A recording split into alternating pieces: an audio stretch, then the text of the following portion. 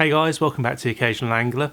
A couple of weeks ago I went to a lure fair called Luretopia. Had a little look around, had a chat to a few people, and this video I've got some of the highlights from that day. Unfortunately I had a bit of a technical issue while I was there. My camera stopped recording sound, and unfortunately it stopped recording sound on Lucky John interviews and Bite of Bleak. I'm sponsored by Lucky John.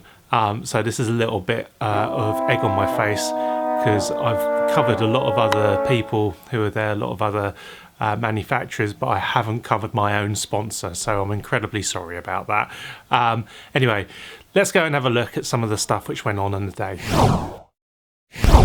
They might be pretty aggressive now as well, and then they're going to start spawning, and you'll see them in the rushes, and they'll start spawning. When that happens, I generally leave them alone, move on to perch, because perch aren't going to be spawning until March, April sort of time, so they're going to be nice and fat at this time of year.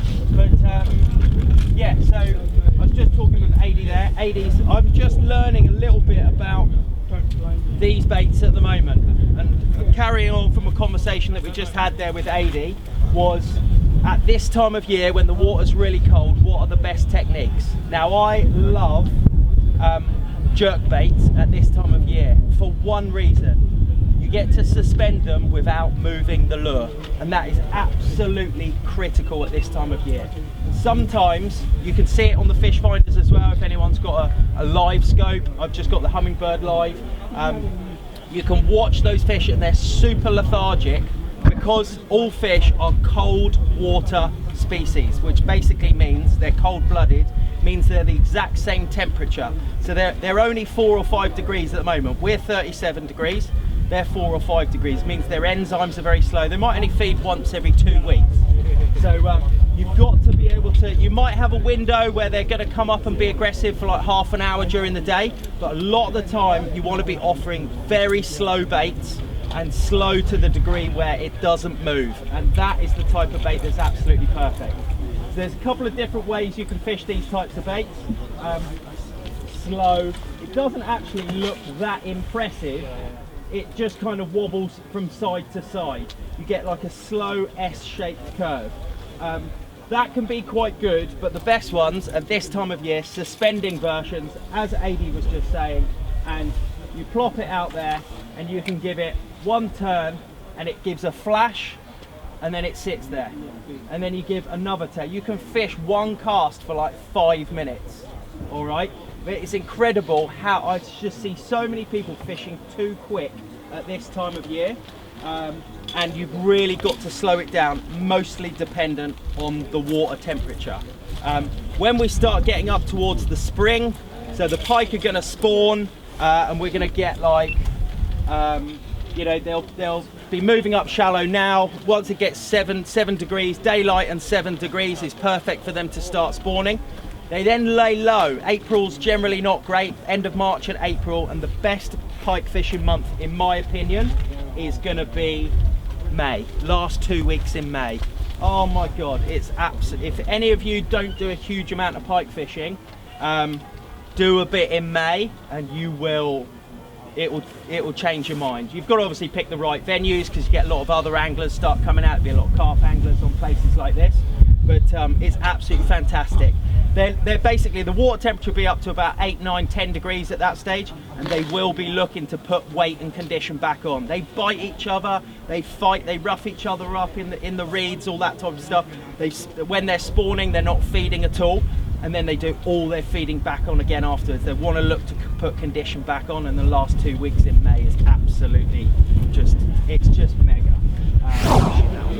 So we're at Luretopia, and we've got Nick Marsh here from Korum. How are you doing, Nick? A little bit chilly, but yeah. Okay, it's nice and sunny. Yeah. Probably looks really warm on camera, but it's not, is it? No, it's pretty cold. So what have you got here with you today? What are your goods? Got a range of stuff, really. Got a mixture of, you know, sort of searching lures and inert lures, but more like finesse stuff. I think we're going to do a demo in a bit. I think I'll probably go through fishing slow, just because it is still so cold. But you can fish slow with all these lures. I've got squirrelies with me. If you've seen the squirrelies, I've got gonks, I've got reggies, and I've got squirms as well. And all of these are made out of Flotex, so they're buoyant and they can all be fished slow. And they're pretty tough, aren't they? They can sort of take several hits, can't they? Yeah, they can. Yeah, the Flotex material is fantastic for that. Yeah, you know, some of the other brands, they can not last so long, but I find they're pretty resilient. Yeah. So if you were going out to go and target perch on your local water, what would you be reaching for out of this lot? If I was searching, I didn't know where they were. I think you've got to think about. It's a difficult question, though, isn't it? Yeah, sorry. It depends. I put you on the spot. Well, no. To me, it's sort of about the context and the environment. You know, is it a bright day? Is it a dull day? Is the water coloured? Is the water not coloured? Is it pushing through? Yeah. There's a lot of things, and I hate it when people do this and they say, "Oh, it depends," but it kind of does to an extent. I think if I'm searching and I don't know where they are, generally speaking, I think a squirrely or a gonk is a good way to go. So, squirrely, I love the real ale as a colour. I think it's absolutely fantastic. I'll probably fish it on a cheb. I like fishing them on a cheb. If the water's coloured, I'll probably put one of the new clickers on, if you've seen those, a little swivel with a couple of beads on just to make some noise. Oh, right, okay. So if it's coloured water, I'll probably do that. And that would be how I try and search them out. Or if I was going to use a gonk, I'd probably want to use one of the smaller gonks. So they come in 6 centimetre, and I would probably go for, there's a couple of winning colours for that as well. Bruiser or lobworm. So for those of you out there who haven't seen those, do you have some which we can have a look at? So this one is a gonk? No, that's a squirrely. Squirrely, right. So they're like a little ribbon tail. And I've got it on a cheb rig, 5 gram cheb rig. And as you see, they're the clickers. Can you see them there? Oh yeah, right, okay. So 2 little glass beads already mounted on the swivel. Right, and so they sort of bash together. And they just create a bit of noise. So the reason I'm sort of recommending that is it's great for searching out fish. In winter, quite often our water is coloured. I think flood water every year is becoming more and more of an issue. And I just think in coloured water, when you're trying to find fish, I just think that's just such a winner. The only thing that I would change is in coloured water, I would try and create a silhouette, I think. So you go for a darker colour? I would probably use the Dark Lord, which is a dark colour, or I'd use a Silverfish, which is a white colour. Before then, I would move to this more natural, neutral sort of colour, you know. It's got a little bit of sort of pearlescent colouring in it as well. Yeah. That's quite nice. I mean, it's a winning colour, this is. Yeah. I'm just thinking, like, if I've got that clicker on, I'm assuming it's probably coloured water. If it's coloured water, I probably wouldn't use this colour. I probably would go for the Dark Lord to create a strong silhouette. But I think, yeah, that's a winner for me. I should have put me makeup on first, really. You don't need it. So we're down here at Luretopia. We're down with Trevor Gunning, and this is the Fox Rage booth. What have you got here? I've just bought a selection of stuff that I use, basically. So I wouldn't say it's a booth, but it's a Fox table. It's a Fox table. Kev Cox and myself are here, just basically chilling out, giving a few bits and pieces out, giving some information out, and hopefully inspiring people to go lure fishing. So there's going to be a wealth of information coming from this table. Yeah, I've just brought a selection of what I use. So I don't tend to have a favourite lure. No. My favourite lure is the one that's catching fish on the day. End of. Of course, you've got your methods and you've got your your go-to lures, but I'm not one to fish just one lure. I like to know exactly what other lures fish like, and I usually do that when I'm catching fish. Yeah. Because if you're not catching fish, on methods and lures that you've got confidence in, what's the point in putting on a lure that you've got perhaps not so much confidence in, and then it doesn't catch and you say, well, perhaps it's not a good lure. So if I'm catching a lot of fish and I'm getting hits, that's when I ring the changes to find out whether the lures work and what it takes to carry on getting hits. So that's a good way of, I suppose that's a way that I fish. So you're adapting. You can catch them on those, and as I was saying to you earlier, this week, my search and find lure, I fish a lot of gravel pits. Yeah. Vast expanses of water, might be, 30, 40, 50 acres. With an average depth perhaps of 14 feet, 10, 14 feet. That's a lot of water to find a fish. Yeah. So you need to cover a lot of water to find the fish.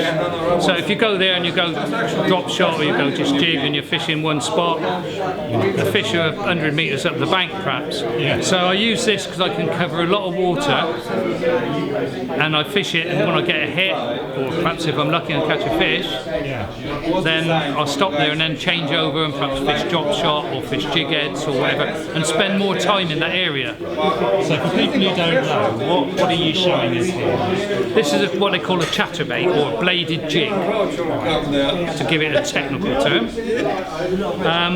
Basically, it's got a blade in the front, the weight in the head, and a single hook. They come in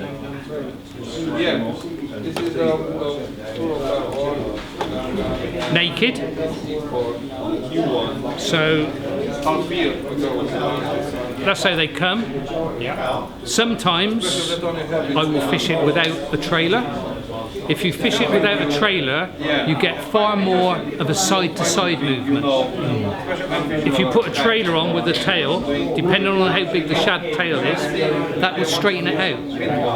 So if I was looking, say, in coming up March, April, I'm going perch fishing. I'm fishing that quite a lot without a trailer, because the water temperature is rising, the fish are coming into spawning condition, they're getting aggressive, so they will hit a side moving bait quite nicely. In the winter, when the water temperature is lower and I'm fishing it perhaps a little bit slower, I'll fish it with a trailer. And that, not necessarily that trailer, I would say that's a combo bait. It's more intended for pike. But on Tuesday I caught a 4 pound 2 perch on it. So and again, I tend to, if I fish a trailer, I cut the head off the shad. Right. That will then sit in nice and tight to the back of the jig head. Yeah. And then that will give more bulk to the skirt. Right. So it fills the skirt out, gives you a bigger profile. So I'll do that. Kevin and that we were talking earlier on, we've put, perhaps by accident, we've put one upside down on there, a shad upside down with the tail up the other way, gives it completely different action. It straightens it right out. Because I think you get turbulence off of this and you get no turbulence by turning it the other way, and it just straightens it out. So it gives you a different action. So you find different ways to fish it. People look at a bladed jig and they say, oh, it's straight retrieve, but you'll catch a lot of fish on the drop. You get a lot of flash off that blade on the front. So we were talking about this earlier. So when you're fishing this, what would be your typical way of fishing a chatterbait? Cast it as far as depending on where. If I'm on a gravel pit, I want to cover as much water. I'm not perhaps cast into a visible sign. Having done my background work on a lot of the gravel pits on Google Maps, back in time, find out when they dug the pit.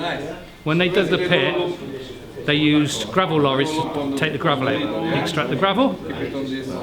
Those gravel lorries compact the gravel right down.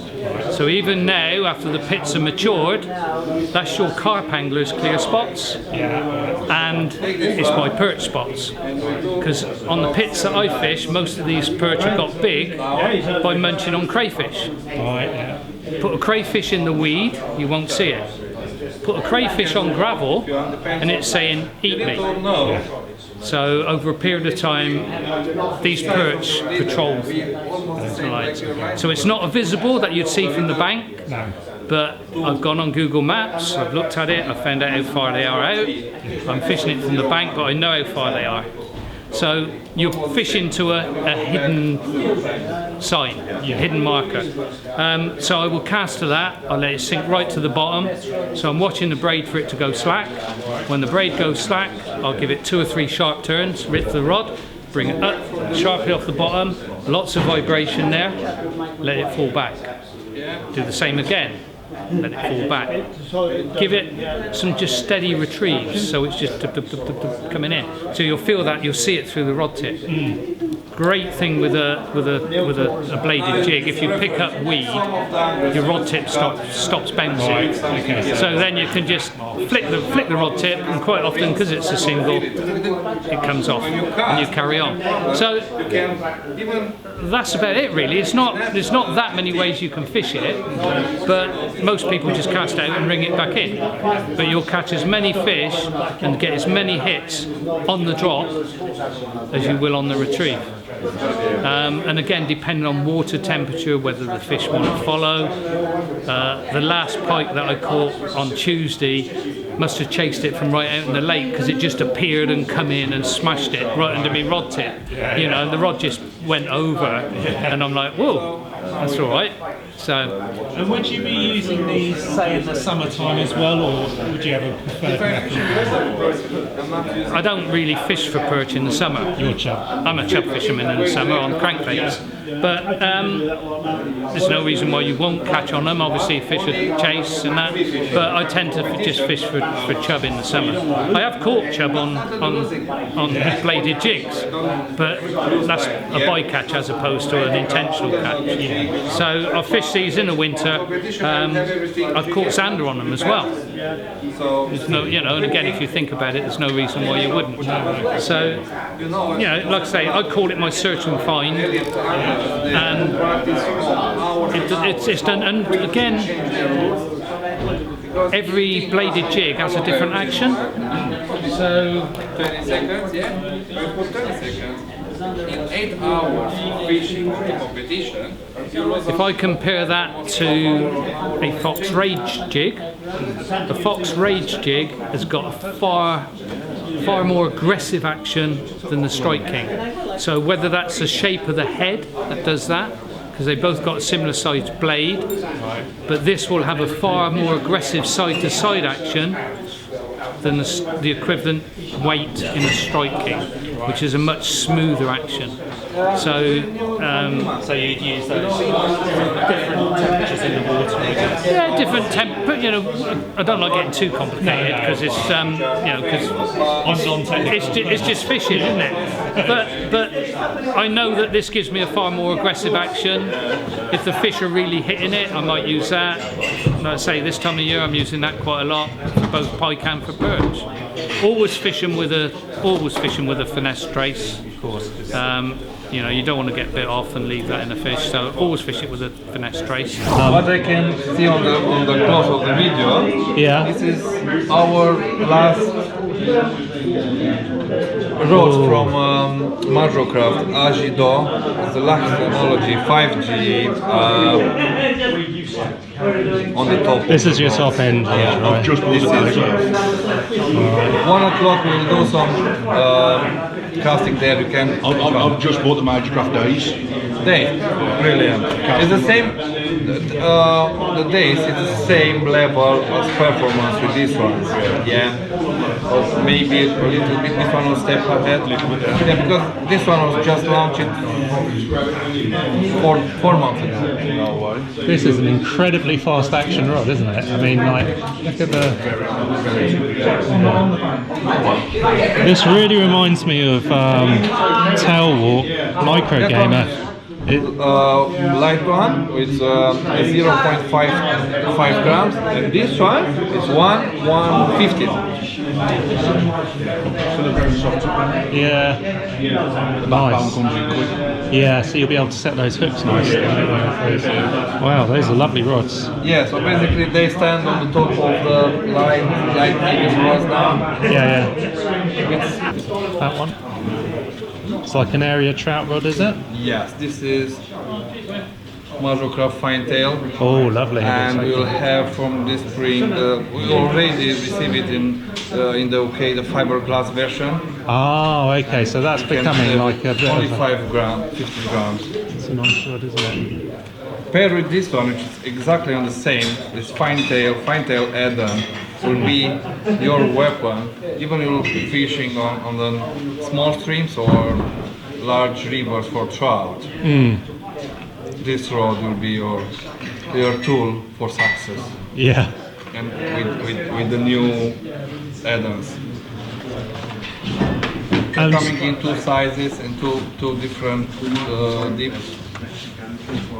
And I assume because it's an area trout rod, it's got a much sort of, it's not a fast action, it will be a more moderate action, is that right? Yeah, for area trout we have special rods, this one for streams. Right. So on Majorcraft you will find quite 2 or 3 types of trout rods. Wild streams we go on fine tail. If you go on an area we have fine tail area which is more powerful on the bone for the short cast, Yeah. because on the area venues you are limited on the space, so you need a short rod but powerful at the same time. Yeah. This is most for streams. Perfect. And also it's coming on travel, 4 pieces travel, which will be brilliant for your holiday. And do they do a BFS sort of version of that? Yeah, you will have special BFS is special design, it's very beautiful for who's using BFS. And on the BFS I believe you have more sizes, Yeah. On spinning you have 2 or 3 sizes. On BFS this mahon will be on all the trigger and just beautiful. Not my game.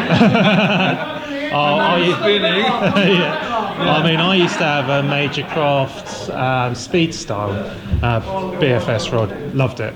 Absolutely gorgeous rod. Speaking of the travel rod, Oh, nice. the Benke series on travel are exactly what you need. Even you are fishing on the sea or freshwater, your finest or medium heavy angler, this tiny rod will resolve your issues. Yeah. Let's have a look at that. It's like a toy. Wow, it's super Actually, light, it's isn't it? so light. And our friend Mike have it in his trip overseas. And they have alligator fish, 80 pounds. Alligator gar. Yeah. Really? Oh my god. 76 pounds. There you go. And you thought, Bogdan, if you go travel in Spain or Romania, wherever you go, you need one rod. That's it. And it's Benke. Yeah. Nice. I know, as well as doing lures, Bite of Bleak do rods as well. I see you're holding one there. What's this rod? This is a Sweet Stick Silver Fang Ned rod, 3 to 15 grams. It is so light, it's unbelievable how light this is for a 15 gram rod. And that rod has got some very odd looking rings. It doesn't even look like they've got inserts in them. No, there's no inserts in these at all, which they reckon is made it a lot lighter on the inserts on the rod. It's improves the casting distance with these, and they're an odd shape. Yeah, they really are in odd shape, aren't they? And how have you found that rod? It's been absolutely fantastic. Yeah.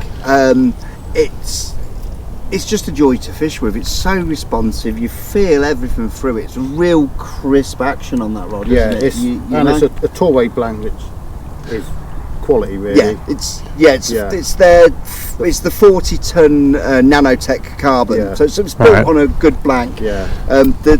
As Dom said, the eyes, quality eyes. They're a sea guide So it's good quality. That's a 304 grade stainless steel eye with a special coating called adamant on it, which is designed to make it particularly friction free and hard wearing. And the oval shape actually helps straighten out the line quicker. So you increase that distance, and that thing casts like a bullet, doesn't it? Yeah, it really does. And it's been a great rod and to the feedback use. the feedback through the rod, especially when you've got tungsten weights, you can feel it vibrating straight up all the way through the rod. You've got little bits there, you can get your thumb on, get your finger on, and the feedback through it's amazing.